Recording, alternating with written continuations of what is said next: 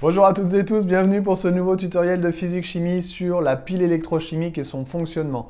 L'idée, c'est d'arriver à réaliser le schéma d'une pile électrochimique, d'écrire son équation de fonctionnement et de comprendre le principe. Une fois qu'on l'a fait, vous allez voir que c'est toujours pareil, la logique est toujours la même. Je vous renvoie au tuto 222 qui est sur les transformations redox pour apprendre à écrire un couple redox, une demi-équation et une équation redox. Alors, j'ai pris l'exemple de la pile Daniel. La pile Daniel, c'est une pile cuivre-zinc. Donc, cette pile électrochimique, elle est constituée de deux demi-piles. Première demi-pile, une électrode solide en zinc qui trempe dans une solution contenant des ions zinc, par exemple du sulfate de zinc. Dans l'autre demi-pile électrochimique, je vais avoir une électrode solide en cuivre qui trempe dans une solution contenant des ions cuivre, par exemple du sulfate de cuivre.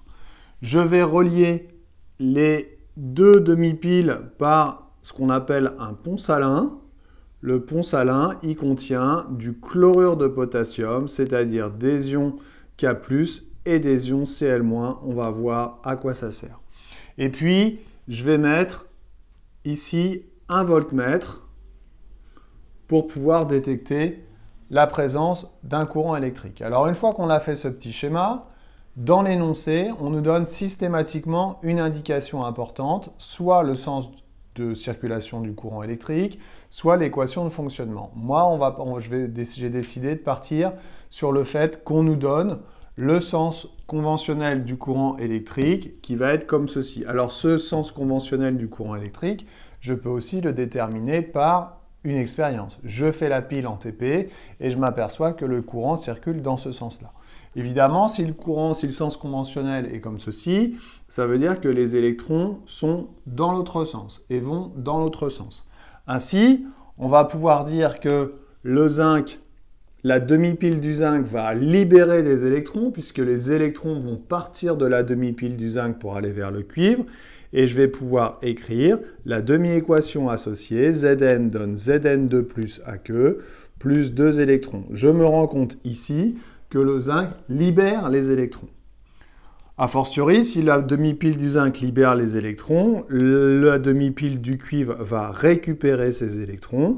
Donc je vais pouvoir écrire Cu2 plus 2 électrons donne Cu. Et donc, je vais pouvoir écrire l'équation de fonctionnement de la pile qui sera Zn solide plus Cu2 plus Aq donne Zn2 plus Aq plus Cu solide. Ça, c'est fait. Qu'est-ce qu'il nous reste à faire? Qu'est-ce qu'il nous reste à dire? On peut dire que le zinc se transforme en Zn2+, le réducteur se transforme en Zn2+. Autrement dit, le zinc subit une oxydation.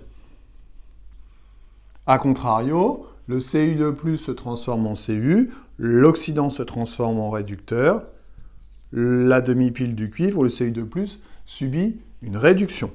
Comme il y a formation du cuivre solide, on va avoir un épaississement de l'électrode de cuivre.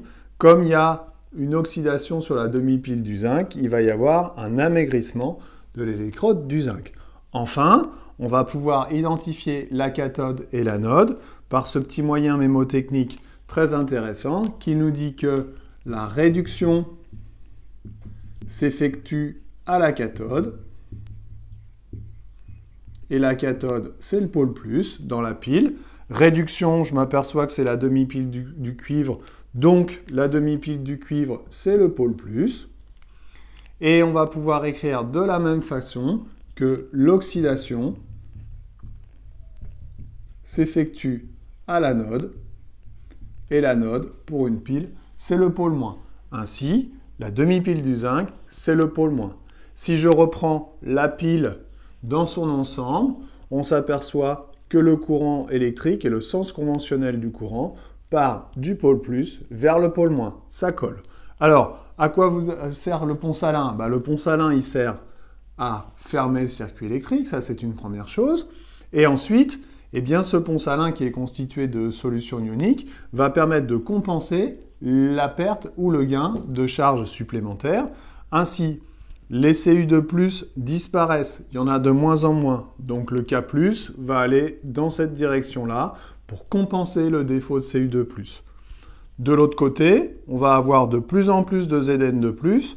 Donc pour compenser cet apport de cation Zn de plus, on va avoir le Cl- qui va circuler dans ce sens-ci. Et voilà, là vous avez toutes les informations possibles sur le fonctionnement de la pile. J'espère que j'ai été clair, je vous dis à bientôt pour un nouveau tuto. Bye bye.